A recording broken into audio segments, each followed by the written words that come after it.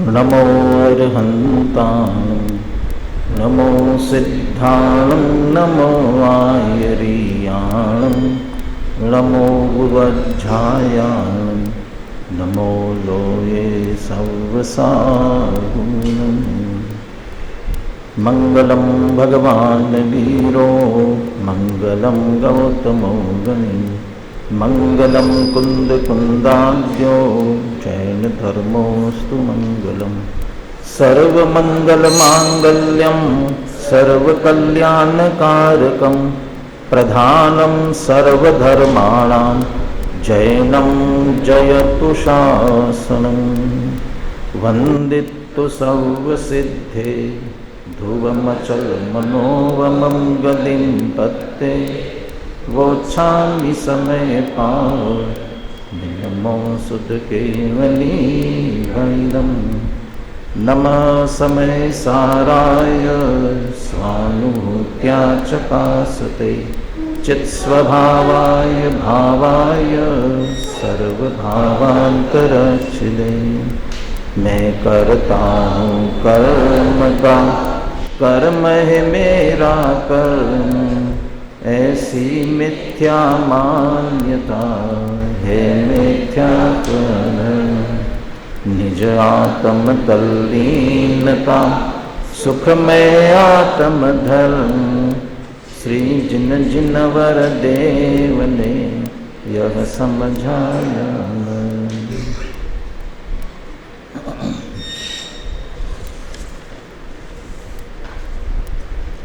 समय सार परमागम और इसकी आत्मख्याति टीका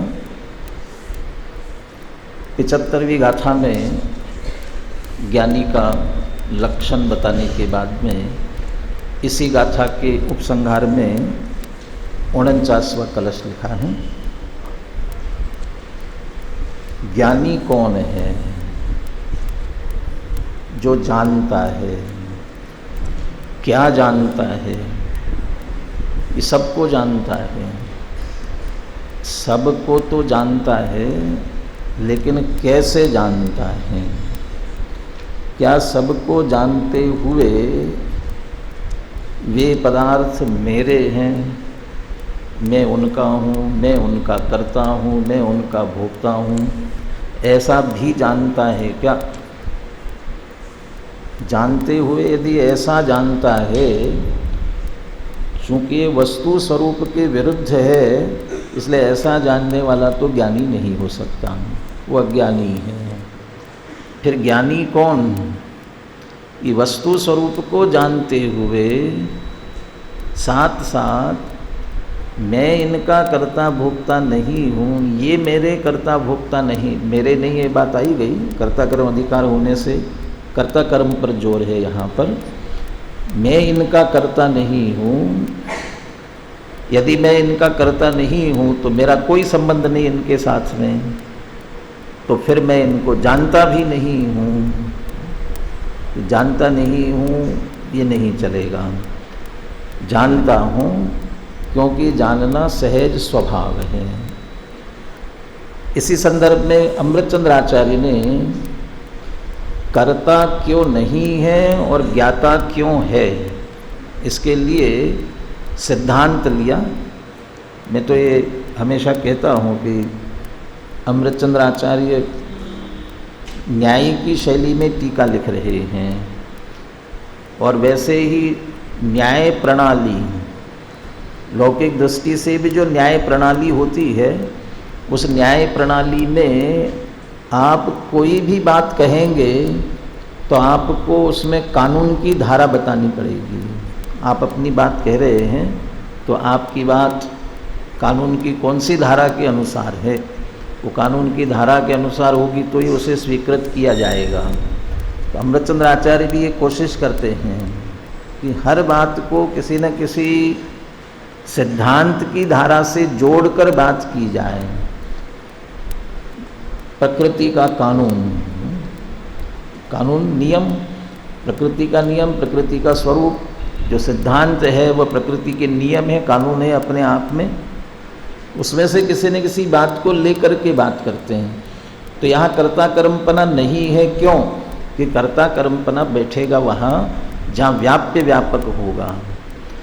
इसी आधार से चल करके आगे जो उन्होंने कर्ता की परिभाषा बनाई अमृतचंद्र आचार्य ने यही बनाई, यह परिणमति सकर्ता, जो उस रूप परिणमित होगा और उस रूप परिणमित होने के लिए उस अवस्था से उसे तन्मय होना पड़ेगा, उसमें व्यापना पड़ेगा। इसलिए यहाँ व्याप्य व्यापक भाव के बाद उसको सिद्धांत को, तर्क को, नियम को यहाँ पर कर्ता कर्म के आधार के रूप में लिया। जहाँ व्याप्य व्यापक होगा वहीं कर्ता कर्मपना होगा।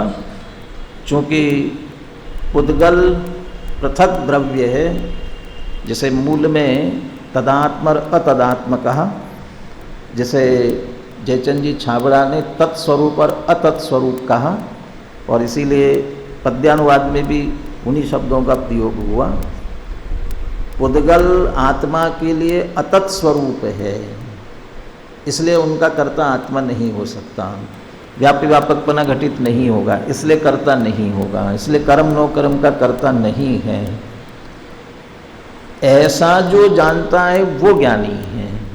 मुझे खास यहाँ पर लाना था, जो जानता है वो ज्ञानी, इतनी बात नहीं, जानने के साथ ये भी जानता है आत्मा इनका कर्ता नहीं है। ऐसे भेद विज्ञान के माध्यम से जो यथार्थ वस्तु स्थिति जानता है वो ज्ञानी है, और वो ज्ञानी होकर के शोभायमान होता है, उसकी बात इसमें विस्तार से ली गई। कलश और पद्यानुवाद का पाठ करें, फिर बनारसी दास जी के भावानुवाद के माध्यम से थोड़ी चर्चा करेंगे। बोलिए।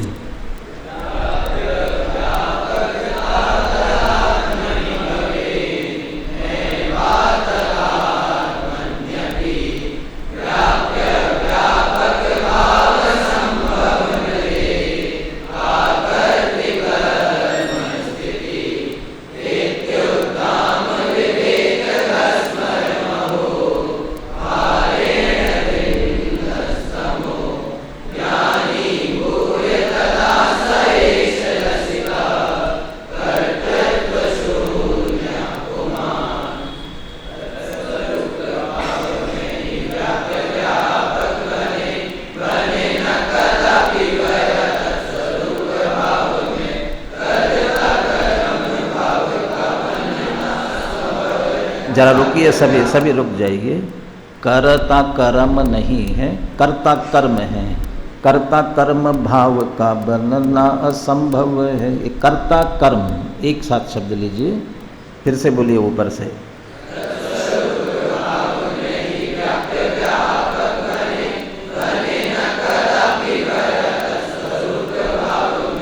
कर्ता कर्म भाव का बनना संभव है।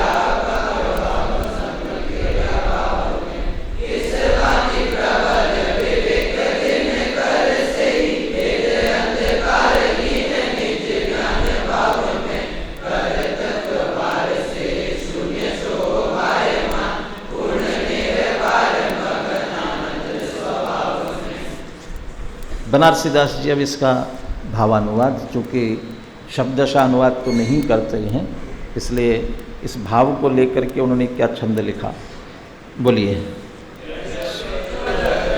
एक साथ मिल गया सभी को। पीछे अनुशीलन नहीं लिया होगा सबने। सबके पास अनुशीलन देने तो 2 minute.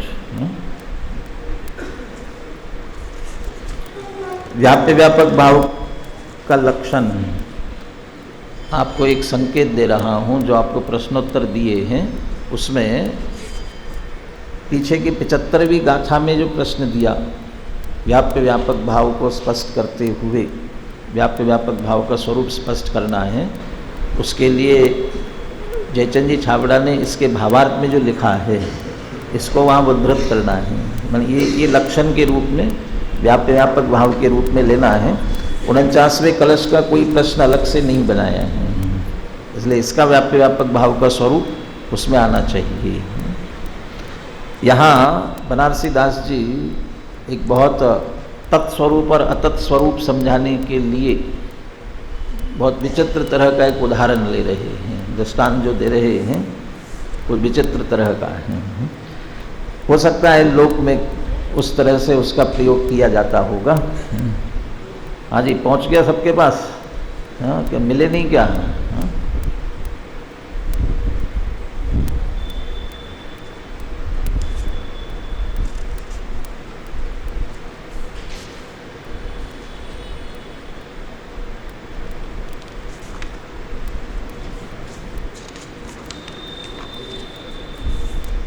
Page number 62, 62 page number 62। चलिए बोलिए।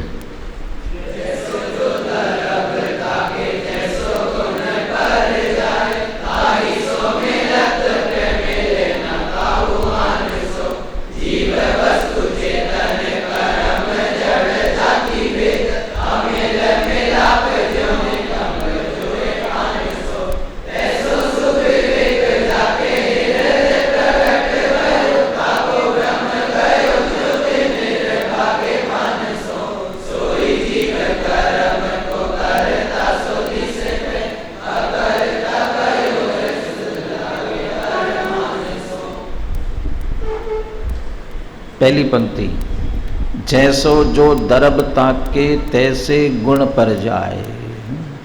जैसे जो दरब ताके तैसे गुण पर जाए, ये व्याप्य व्यापकता के लिए उन्होंने इन शब्दों का प्रयोग किया।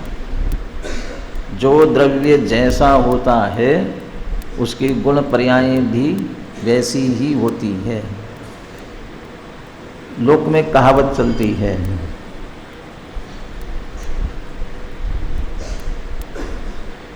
जैसे नदी नाले वैसे वाके फरके, और जैसे बाप मताई वैसे वाके लड़के। कोई ये कहावत सुनी है मैंने? जैसे मैंने जैसी नदी नाले होंगे ना, तो फरके माने उसमें जो आकर के मिलने वाली छोटी छोटी नालियाँ होती, बड़ी नदी और उसमें आकर के मिलने वाले नाले, और नाले से भी और छोटे, एक नाला आकर के बड़ा किसी नदी में मिल रहा है, वो नाले में भी आकर के मिलने वाले जो फरके होते हैं छोटे छोटे हैं। और उसके वो तो बात उसके लिए दिया, जैसे जाके मताई बाप वैसे वाके लड़के। जैसे मताई बाप होंगे वैसे उसके लड़के होंगे। जैसा द्रव्य होगा वैसे उसके गुण पर्याय। क्या मतलब? आगे आने वाली है चर्चा। स्वर्ण से बने हुए सब आभूषण स्वर्ण में होंगे, लोहे से बने हुए वहाँ स्वर्ण के आभूषण लिए हैं और लोहे के कड़े आदि लिए हैं, औजार जो बनाए जाते हैं वो लोह में होंगे। तो सोने से बने हुए स्वर्ण में क्यों होंगे? ये सोने से बने, सोने जैसे ही बनेंगे। लोहे से बने हैं तो लोहे जैसे बनेंगे। यहाँ सीधे सीधे चेतन अचेतन द्रव्य में लिया गया है। तीसरी पंक्ति में लिया उसको, जीव वस्तु चेतन, कर्म जड़ जाति भेद। जो द्रव्य जैसा उसके गुण पर्याय वैसे। कौन सा द्रव्य कैसा? जीव द्रव्य कैसा है कि जीव वस्तु चेतन, और जिसके साथ कर्ता कर्म की बात चल रही है ऐसे वे कर्म। या कर्म शब्द कहा, कर्म माने क्या लेना? कर्म माने एक कर्म माने कर्म नो कर्म, या तीनों लेना, द्रव्य कर्म भाव कर्म नो कर्म तीनों लेना। और उसके जो विस्तार से कर्म का अर्थ नो कर्म का अर्थ किया, वे सब लेना इसमें। वे सब यहाँ पर जड़ हैं। जीव वस्तु चेतन, कर्म जड़। यदि जीव चेतन है, जो दरब ताकि तैसो गुण पर जाए, तो उसके गुण पर्याय कैसे होंगे? ये चैतन्य में होंगे। तो जीव वस्तु चैतन्य में है तो उसके गुण पर्याय भी चैतन्य में होंगे। तो फिर जीव कर्ता, कर्म नो कर्म उसके कर्म, ऐसा कैसे हो सकता है? मोह राग द्वेष स्पर्श रस गंध वर्ण ये उसके कर्म, ऐसा कैसे हो सकता है? कि क्यों नहीं हो सकता? कि जो द्रव्य जैसा उसकी गुण पर्याय वैसी। तो जीव चैतन्य में है तो उसके गुण पर्याय भी चैतन्य में होना चाहिए। तो कौन सा? कि जानना, देखना, आनंद करना, ये जो उसके अपने गुण हैं वो अपनी गुण पर्याय उसकी होंगी, इसलिए जानने वाली पर्याय तो जीव जैसी है, इसलिए वो उसकी तो है, लेकिन करने वाली पर्याय नहीं हो सकती। इसी बात के लिए सिद्धांत लिया, जैसो जो दरव ताके तैसे गुण पर्याय, ताही सो मिलत पे मिले न काहू आनसो। जो जिसकी है उससे मिलान करेगी। सोने से बने तो सोने से मिलान होगा, लोहे से बनी है तो लोहे से मिलान करेगी। ताही सो मिलत पे मिले न काहू आनसो, उसी से मिलेगी और किसी से मिलने वाली नहीं है। गलती से दूध में शक्कर समझ करके नमक डाल दिया तो दूध मीठा हो जाएगा कि नहीं होगा? ये तो बिल्कुल खारा लग रहा है, क्या डाल दिया कि मैंने तो शक्कर डाली थी, लेकिन शक्कर डाली तो खारा कैसे होगा? शक्कर डाली तो दूध कैसा होना चाहिए था? मीठा होना, खारा कैसे हुआ? कि मैंने तो शक्कर समझ कर डाली थी। हमने समझ कर भले ही डाला हो, लेकिन नहीं हो क्यों नहीं हो सकेगा? जैसा द्रव्य वैसे उसकी गुण पर्याय। यदि नमक डाला गया है तो उसकी पर्याय खारे रूप से होने वाली, मीठे रूप से होने वाली नहीं है। ताई सो मिलत पे मिले न काहू आनसो, उसी से मिलेगा, किसी अन्य से नहीं मिलेगी। इसके लिए कहा जीव वस्तु चेतन है, कर्म जड़ है, ये जाति भेद। आजकल तो ज़्यादा समझाने की ज़रूरत नहीं जाति भेद को, वैसे ही कट्टरता हो रही है, बल्कि अब तो उल्टा समझाना पड़ता है कि भैया जाति प्रांत भाषा इनके भेदों में मत उलझो, अभेद को समझो। वहाँ तो भेद को मुख्य कर देते हो, जहाँ भेद करना चाहिए वहाँ करते नहीं हो। सत्य की खोज में बहुत बढ़िया एक बात लिखी है, जहाँ चाहिए संगठन वहाँ हो रहा है विघटन, और जहाँ होना चाहिए विघटन वहाँ हो रहा है संगठन। इसीलिए सब झगड़े जो खड़े हो रहे हैं। समाज में तो चाहिए संगठन, वहाँ तो हो रहा है विघटन, वो जाति के नाम पर और किस किस के नाम पर, वहाँ तो हो रहे विघटन। वहाँ संगठन चाहिए और यहाँ चाहिए विघटन। देह आत्मा भिन्न भिन्न है, देह राग से भिन्न, विकारी भावों से भिन्न, ये इनसे भिन्न है। यहाँ तो होना चाहिए विघटन और यहाँ कर रहे हो इनका संगठन, इसलिए सफलता नहीं मिल रही है। ये दोनों जाति भेद, जीव और कर्म में जाति भिन्न भिन्न है, एक चैतन्य में एक जड़ में है, दोनों अत्यंत भिन्न भिन्न। और इसे कह रहे हैं अमिल मिलाप जो नितंब जुरे कान सो। अमिल मिलाप, इनका मिलना असंभव है, कभी अमिल, इनका मिलाप कैसा है? ये अमिल है। अमिल माने कभी मिलेंगे ही नहीं, कभी परस्पर मिलेंगे नहीं एक दूसरे में। कल कहा था टोडरमल जी का दूसरे अधिकार का उदाहरण देते हुए ही, कर्म चाहे जितने काल तक, बरसों नहीं अनंत काल पीछे बीत गया, अनादि से लेकर उतने काल तक साथ साथ में रहे तो भी, हाँ उनका मिलाप है ना, जल पे जो जिए तन मेला, ऐसा मिलाप है। लेकिन वो मिलाप कैसा है? ये अमिल है। अमिल माने वो इतने मिलने के बाद भी मिलेंगे नहीं, परस्पर नहीं मिलेंगे। क्यों नहीं मिलेंगे? क्योंकि कर्म चेतन होने वाला नहीं है और जीव जड़ होने वाला नहीं, इसलिए अमिल मिलाप। क्या उदाहरण दे रहे हैं? जो नितंब जुड़े कान सो। क्या नितंब भी कभी कान से जुड़ सकते हैं? जुड़ेंगे कभी? अब आजकल तो प्लास्टिक सर्जरी होती है, कोई चीज़ कहीं पर भी जोड़ दो, अरे जोड़ तो दो भले ही, लेकिन सुनने का काम थोड़ी हो सकेगा, वो कान थोड़ी कहलाएगा। वो तो आजकल टैटू बनाते हैं, जैसे कुछ भी बना लो। अब टैटू तो समझ लो 2D होता होगा, एक कलर से एक बना दिया, लेकिन आप 3D टैटू बना दो, वैसे 4 डायमेंशनल कान बना दिया वहाँ पर, तो आकार बना दिया, तो वो कान थोड़ी कहलाएगा। यहाँ ये भी कह रहे साथ में, हमारी शरीर की जो रचना होती है ना, कौन से कर्म के कारण से होती है? नाम कर्म के कारण से। उसी नाम कर्म के कारण से अपना एक एक अवयव, आँख नाक कान, एक एक चीज़ ये जो बनती है इसके बनने में निर्माण नाम का नामकर्म काम करता है। निर्माण नामकर्म, और निर्माण नामकर्म दो प्रकार का है। कौन कौन से? कर्मकांड तो पढ़ लिया ना फाइनल वालों ने। तो निर्माण नामकर्म के भी दो भेद, 148 करोगे तो निर्माण के भी दो भेद करना पड़ेंगे, प्रमाण निर्माण और स्थान निर्माण। स्थान निर्माण प्रमाण निर्माण ये निर्धारित करता है आँख नाक कान जितने प्रमाण में बनने चाहिए उसी प्रमाण में बने और उसी स्थान पर बने जिस स्थान पर होने चाहिए। नाक बननी है तो कितनी लंबी, कितनी चौड़ी कि छोटी, सुंदर क्या लगता है? लंबी लंबी नाक सुंदर लगती है कि छोटी चिपकी पिचकी सी नाक सुंदर लगती? कौन सी है? अब वो जापानी और चाइनीज जैसे पिचकी हो तो भी अच्छी नहीं लगती है, और ज़्यादा लंबी हो जाए तो भी अच्छी नहीं लगती है। क्या प्रमाण में होनी चाहिए, प्रमाणबद्ध होना चाहिए। ये निर्माण नामकर्म का कार्य। उसके साथ साथ नाक कहाँ होनी चाहिए कि इसी जगह होनी चाहिए। और इसी जगह से थोड़ा इधर हो जाए, थोड़ा इधर हो जाए तो किसी टेढ़ी हो जाती है तो कैसा लगता है? ये इधर उधर हो जाते हैं। पाप का उदय समझ लो।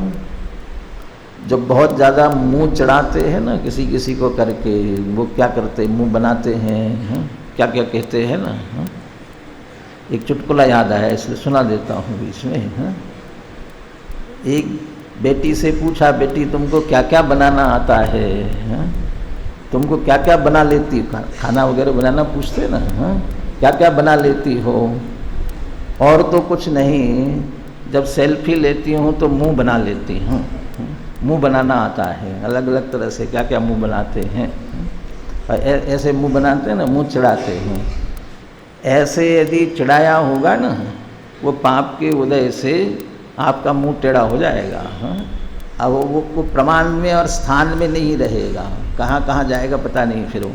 लेकिन स्थान निर्माण आपके पाप के उदय से गड़बड़ हुआ, लेकिन कितना भी गड़बड़ होगा ना तो कान जो है ना थोड़ा सा खिसक के इधर आ जाएगा, पीछे चला जाएगा, ऊपर चला जाएगा, नीचे आ जाएगा, लेकिन उसके बाद भी रहेगा इसी स्थान पर। इतनी चेहरे अपना माथा जितना होता है ना इसी स्थान पर रहेगा, इधर उधर जाने के बाद भी। लेकिन यहाँ से निकल कर के नितंब पे जुड़ जाए ऐसा नहीं हो सकता। मान लो कभी कदाचित यहाँ से कोई खराबी हुई और हमें डॉक्टर ऑपरेशन करके, हमारा सुनने का स्थान है ना ये सुनने का, इसलिए इसको कहीं से कहीं स्थानांतरित करना चाहते हैं कि भाई यहाँ से गड़बड़ हो रही है तो इसके ऑपरेट करके इसको कहीं और लगा दें। तो कितना भी लगाएंगे तो इधर ही कहीं लगाएंगे ना, यहाँ लगाओ कहीं भी इधर ही लगाएंगे ना। लेकिन ये निकाल के नितंब पे लगाया जाना तो कभी संभव नहीं है। वो उस दृष्टि से भी कह सकते हैं कि नितंब जुड़े कान सो। वो कान नितंब कान से जुड़ने वाले नहीं है, कान नितंब से जुड़ने वाला नहीं है, ये अमिल मिलाप है। ये दृष्टांत के रूप में लिया। जैसे ये दोनों का मिलना जैसे असंभव है, ऐसे जीव और चेतन कभी नहीं मिल सकते। और जब कभी मिल नहीं सकते हैं तो जीव द्रव्य की पर्याय कर्म नो कर्म जो जड़ रूप है उसके रूप कैसे हो सकती हैं? कर्म नो कर्म जड़ है, उसकी पर्याय चेतन रूप कैसे हो सकती है? आलोक ज्ञान का कारण है, इंद्रिय से ज्ञान उपजता है। मैं मान रहा था पर क्यों कर जड़ चेतन सर्जन करता है। चेतन जड़ का काम नहीं करता, ऐसा ही जड़ भी चेतन का काम नहीं कर सकता, लेकिन हम मानते हैं। ये भी विपरीतता है वहाँ पर कि एक अमिल मिलाप, एक दूसरे से इस तरह से कार्य नहीं हो सकता, इसलिए कर्ता कर्मपना भी नहीं बैठता है। उसको यहाँ विस्तार से नहीं लिया उस बात को उस तरीके से, नीचे जाकर के कर्तृत्व का निषेध जरूर कर दिया।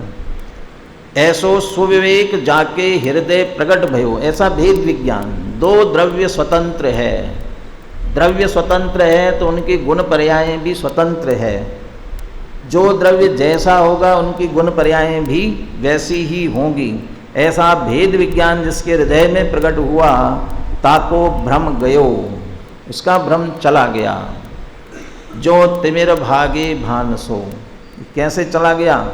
जैसे तिमिर माने अंधकार भाग जाता है, किसके कारण से? भान माने सूर्योदय होते ही जैसे अंधेरा भाग जाता है, ऐसा ही भेद ज्ञान, ऐसा भेद विज्ञान होते, ऐसा अच्छी तरह से ज्ञान होते ही भ्रम, मैं इनका कर्ता बनता हूँ, मैंने पुद्गल का कार्य किया, मैं करता हूँ, ये जो कर्तृत्व का भ्रम था वह तत्काल नष्ट हो जाता है। वैसे ही भाग जाता है जैसे अंधेरा सूर्योदय होने पर भाग जाता है। सोई जीव कर्म को करता सो दिसे पे। ऐसा सुविवेक जिसके प्रकट हुआ है उसका भ्रम तो चला गया। एक कर्ता चिदह मिह में कर्म को पादयो में इत्यज्ञानाम, ये अनादिकाल से चली आ रही कर्ता कर्म की विपरीत मान्यता अज्ञानियों की। तो अज्ञानियों की ये मान्यता अनादि से चली आ रही है, लेकिन अनादि से चली आ रही है तब भी ऐसा भेद ज्ञान होते ही वह अज्ञान चला गया। तो चला गया तो क्या ज्ञान आया? मैं क्रोधादि का कर्ता नहीं हूँ, ये ज्ञान हुआ, अच्छी तरह से हुआ, ये ज्ञान हो गया ना। अब तो नहीं करेगा ना, क्रोध नहीं करेगा ना, स्पर्श रस गंध वर्ण शरीर इनका कर्ता नहीं बनेगा ना, कुछ भी काम नहीं करेगा ना, नहाएगा धोएगा नहीं, खाएगा पिएगा नहीं, किसी से गुस्सा नहीं करेगा, कुछ भी नहीं करेगा ना। ये कह रहे कि जीव कर्म को करता सो दिसे पे।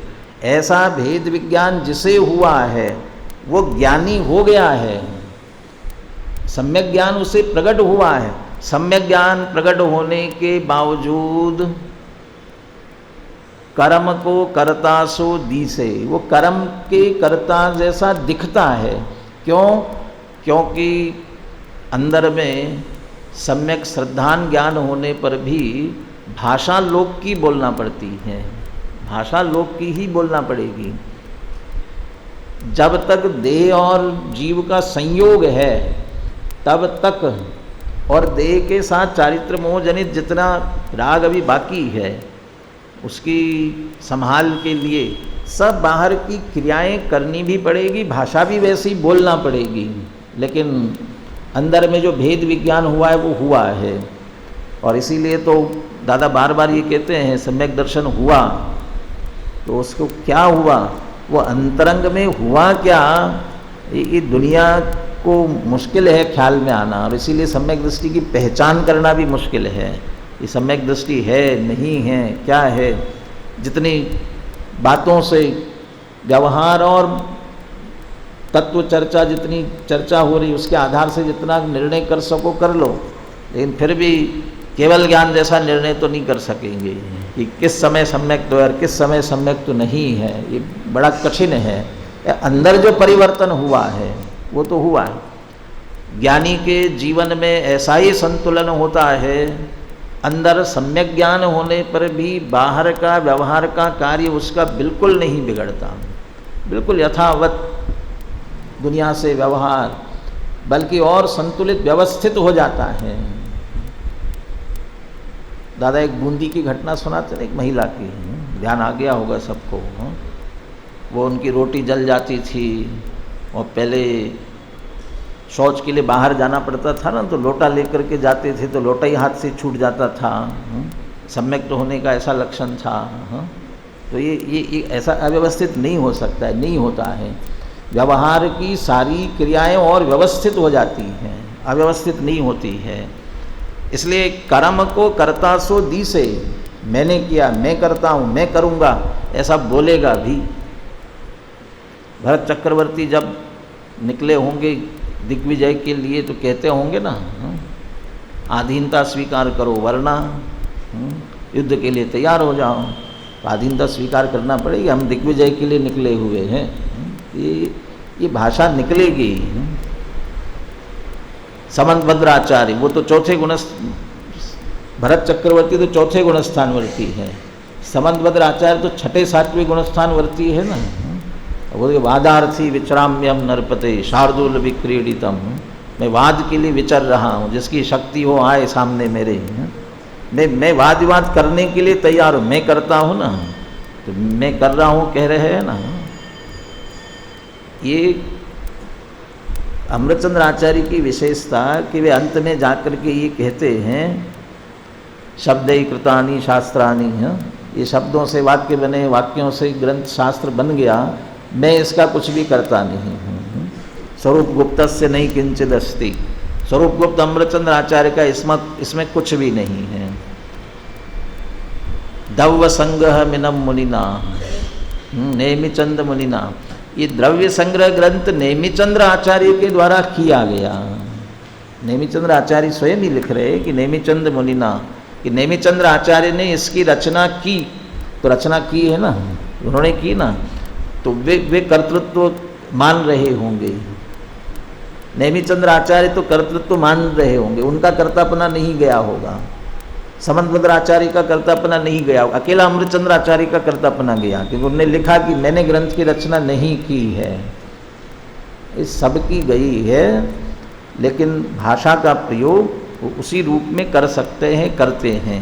इसलिए कहा कि कर्म को कर्ता सो दिसे पे, कर्म का कर्ता जैसा दिखाई देता है, अकर्ता कहो है शुद्धता की परमान सो, अकर्ता कहो है शुद्धता की परमान सो।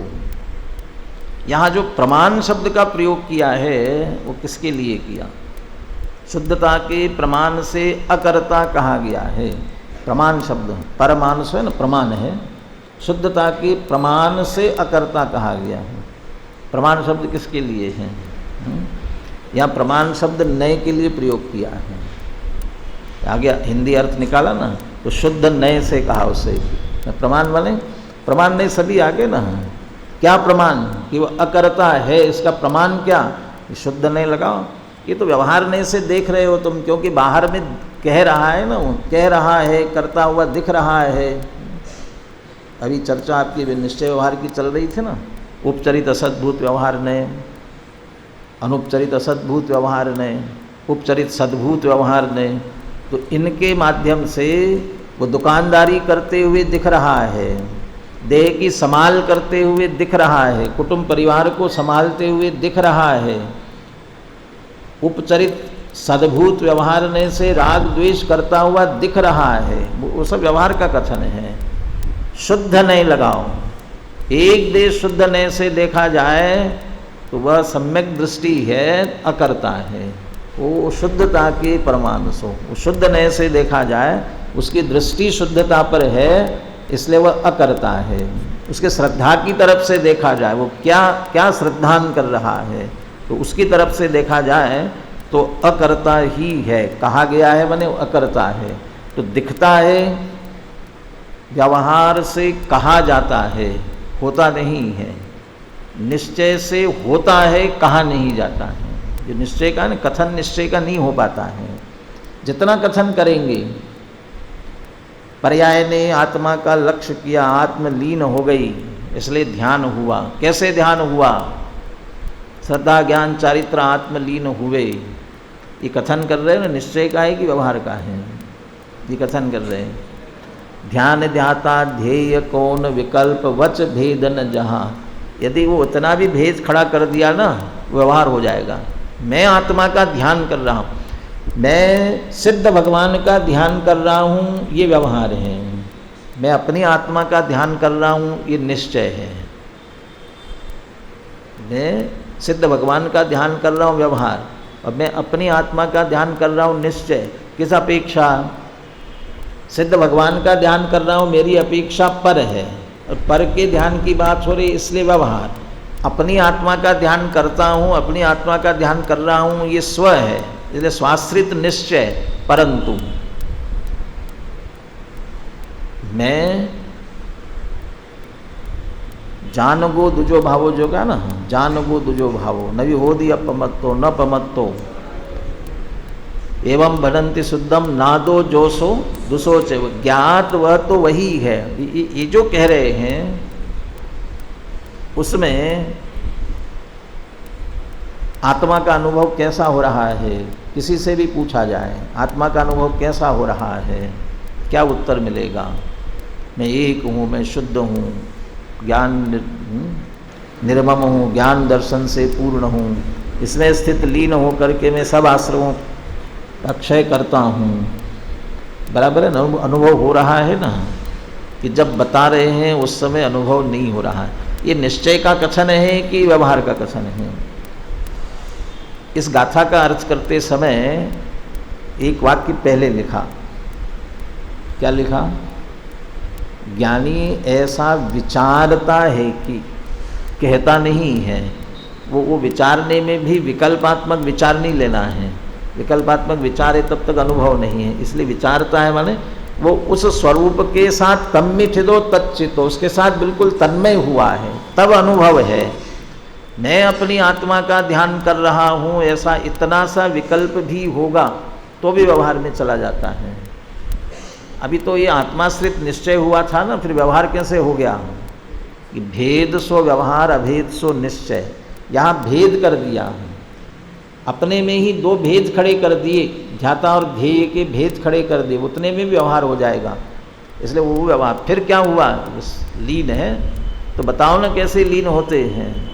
बताने जाएंगे तो लीन नहीं रह सकते हैं, लीन होंगे तो बता नहीं सकते हैं। बच्चा सोया कि नहीं सोया देखने के लिए माँ पूछती है, बेटा सो गए? कोई जवाब नहीं देता, तो माँ क्या समझती है? आजकल के बच्चे मोबाइल चलाना हो और माँ को बताना हो कि मैं सो गया, और नाटक कर रहा हो तो अलग बात है, और माँ चली गई तो फिर उठ करके एक ऐसे वो आते रहते हैं ना कुछ क्लिप्स आती रहती है ना। हाँ, एक बेटा देख रहा था, पिताजी ने दरवाज़ा खटखटाया, लाइट खुली देख करके, तो वो जल्दी से ओढ़ करके सो गया, लाइट बंद करके सो गया। अब सो गया, अब थोड़ी देर सोया रहा और फिर अब देखा कि गए इसलिए उसने क्या कर दी, लाइट जला दी, जल्दी से लैपटॉप खोला और जो कुछ भी देखने के लिए शुरू कर रहा होगा, इतने में पिताजी ने उठ के एक दे दिया। तो क्या हुआ? वो तो समझ रहा था कि पिताजी गए, और वो तो वहीं बैठे हुए थे। जैसे ही उसने लाइट जलाई, अब वो ऐसे मायाचारी करने वालों की बात नहीं है, सचमुच सो रहा है कि नहीं जानने के लिए पूछा, तो अब वो पूछा है, जवाब देवे क्या? हाँ माँ सो गया, तो इसका मतलब क्या है? नहीं सोया। और कोई जवाब नहीं देवे तो सो गया, ऐसा क्यों? सो रहा है तो जवाब नहीं दे सकता, जवाब दे रहा है इसका मतलब सोया नहीं। लेकिन वो कह रहा है ना कि हाँ मैं सो गया, ऐसे ही कह रहा है, मैं आत्मा का ध्यान कर रहा हूँ, मैं आत्मा का ध्यान कर रहा हूँ। और वो कर रहा हूँ, इसका अर्थ ही आत्मा का ध्यान नहीं कर रहा है, विकल्प का ध्यान कर रहा है, वो भेद का ध्यान कर रहा है, इसलिए व्यवहार है। यहाँ ये कह रहे हैं जैसे जीव और चेतन अत्यंत भिन्न भिन्न है, उनकी गुण पर्याय परस्पर मिलती नहीं है, ऐसा अच्छी तरह से जैसे निर्णय हुआ, जिसकी गुण पर्याय जिससे मिल सकती हो उसी का कर्ता हो सकता है। मेरी गुण पर्याय चैतन्य में, मैं चैतन्य में द्रव्य हूँ, मेरी गुण पर्याय चैतन्य रूप ही हो सकती, जानन रूप ही हो सकती, कर्ता कर्म रूप नहीं हो सकती है। ऐसा भेद ज्ञान जिसे अंदर से प्रकट हो गया है, वह कदाचित कर्म नो कर्म की क्रियाएं करता हुआ भी दिखाई दे।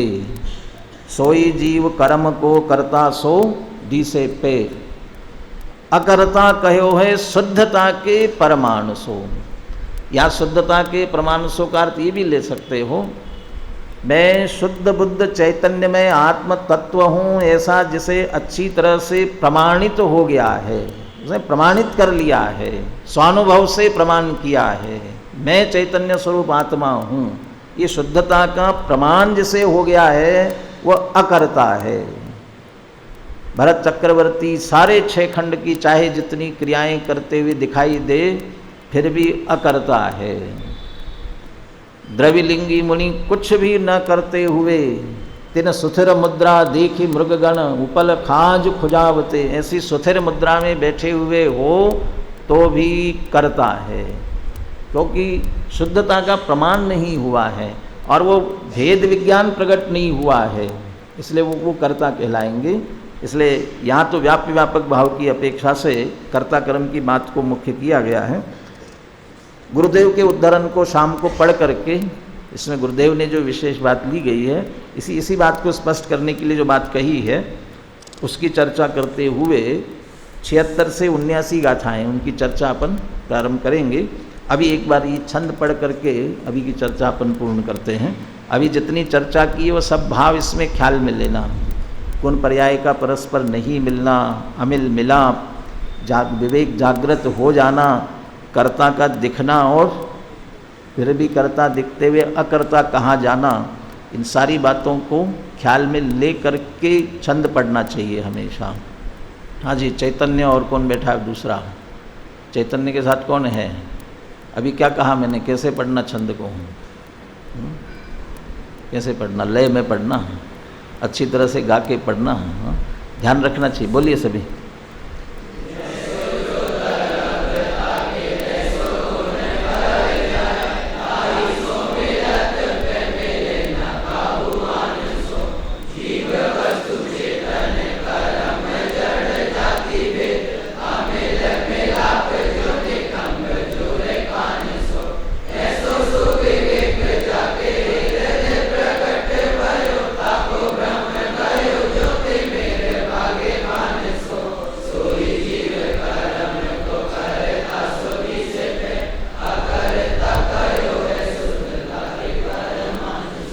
इस व्याप्य व्यापक भाव और इस छंद की चर्चा के आधार से हमें अंदर ये निर्णय होना चाहिए, जब जब कर्तृत्व का अहंकार आवे, मैंने किया, मैं करता हूँ, तब तब व्याप्य व्यापक भाव को जोड़ो। मिलना, जैसे मेरे द्रव्य है चैतन्य हूँ वैसे गुण पर्याय है क्या, वैसे ही परिणमन की बात चल रही है क्या? नहीं है तो कर्तृत्व का अहंकार मत करो। और यदि इस आधार से शिथिलता आ रही हो कि ये तो मंदिर जाना, पूजा करना, ये तो आत्मा थोड़ी क्रिया करता है इनके, ये करता आत्मा इनका करता नहीं है, इसलिए मैं ये क्रियाएं नहीं करूँगा, ऐसा भाव आए तो ज्ञानियों को याद करना, जो ज्ञानी षट कर्म का बराबर पालन करते हैं, बुद्धिपूर्वक पालन करते हैं। होता है नहीं अकेला, होता है कि बात बराबर है, सहज चूँकि कर्तृत्व नहीं है इसलिए उसे होता है कहते हैं, लेकिन बुद्धिपूर्वक उठ करके जो भी छठ कर्म है उनके देव पूजा इत्यादि सभी वह बराबर नियम पूर्वक करते हैं। पंचम गुणस्थान हर एक के, ऐसा नहीं है कि हो जाएंगे अपने आप। बिस्तर पर सम्यक पंचम गुणस्थान में आ गए और सोते रहेंगे तो अपने आप षटकर्म हो जाएंगे ना संपन्न। वहाँ बिस्तर पर लेटे लेटे देव पूजा हो जाएगी ना उनके, पाँचवें गुणस्थान वाले के। पाँचवें गुणस्थान हो गया है तो हो जाएगा ना, जाएगा उठ करके, नहा धो करके, शुद्ध वस्त्र पहन करके जाएगा, करेगा वो। वहाँ कर्तापने में ऐसा लगे कि मैं तो करता नहीं हूँ, इसलिए वहाँ शिथिलता रही हो, स्वच्छंदता का पोषण हो रहा हो, तो ज्ञानियों को याद करना, ज्ञानी भी करते हैं, इसलिए उधर से याद करना। और जब अपने में मैं करता हूँ ऐसा अहंकार आने लग जाए तो व्यापक भाव को याद करना। ये दोनों का सुमेल अपने जीवन में आए तो अपन ने इस छंद को समझा, ऐसा समझना चाहिए। कर्ता सो दिसे पे, अकर्ता कहे हुए शुद्धता के परमान सो। सहजानंदी शुद्ध स्वरूपी